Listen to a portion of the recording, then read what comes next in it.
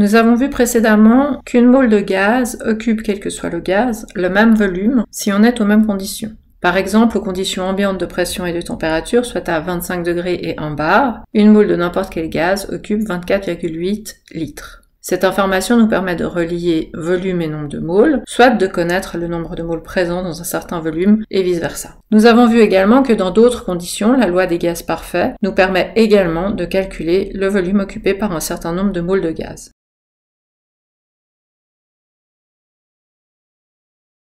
Lorsque l'on utilise un réactif en solution, on a besoin de connaître sa concentration molaire afin de savoir quelle quantité de réactif utiliser pendant la réaction.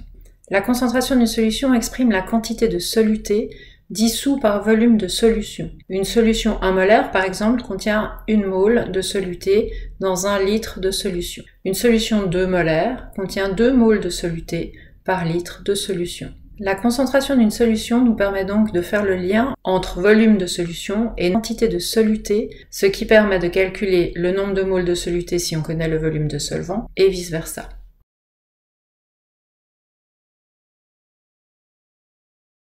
Nous avons vu précédemment comment il est possible, connaissant la quantité de réactifs limitants, de déterminer la quantité de produit qui sera créé. Il est également possible de déterminer la quantité de réactifs à utiliser pour créer une certaine quantité de produit.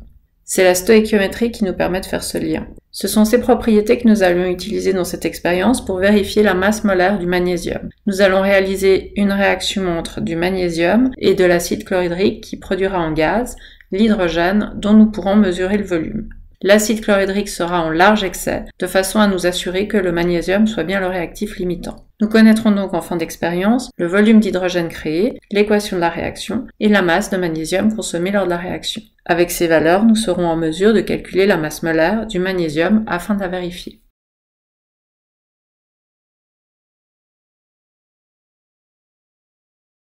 Pratiquement, l'expérience se déroulera de la façon suivante. Vous préparerez le montage pour récupérer le gaz, soit un cristallisoir rempli à 3/4 d'eau, dans lequel vous placerez un cylindre gradué rempli entièrement d'eau à l'envers et tenu par un statif. À côté, vous installerez l'Erlenmeyer à tubule et vous fixerez un tube qui mènera sous le cylindre. Le gaz créé en surplus dans l'Erlenmeyer réactionnel sera donc amené dans le cylindre et c'est comme ça qu'on le mesurera. Ensuite, vous préparerez dans un bécher 20 ml d'acide chlorhydrique 2 molaires. À savoir, un bécher, tout comme un Erlenmeyer, c'est pas un récipient de mesure, c'est trop imprécis. Pour mesurer 20 ml en temps normal, nous prenons un cylindre gradué, voire même une pipette si on veut être encore plus précis. Mais ici, nous pouvons nous permettre de mesurer dans un bécher car nous savons que l'acide chlorhydrique est en large excès. Et donc, si son volume n'est pas exact, la différence ce sera sur la quantité restante d'acide chlorhydrique. Et celle-ci ne nous intéresse pas.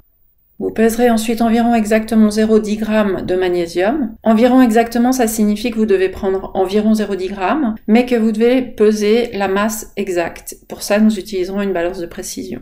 Une fois que vous aurez vos deux réactifs prêts, vous introduirez d'abord les 20 ml d'acide dans l'Erlenmeyer à tubule, parce que ça prend plus de temps, puis vous laisserez tomber le magnésium, et vous veillerez à fermer le plus vite possible l'Erlenmeyer pour éviter de perdre du gaz en début de réaction. À la fin de la réaction, vous pourrez relever le volume de gaz créé et vous referez l'expérience une seconde fois pour avoir une moyenne à partir de laquelle vous pourrez calculer la masse molaire du magnésium en connaissant la quantité de magnésium que vous avez mis au début.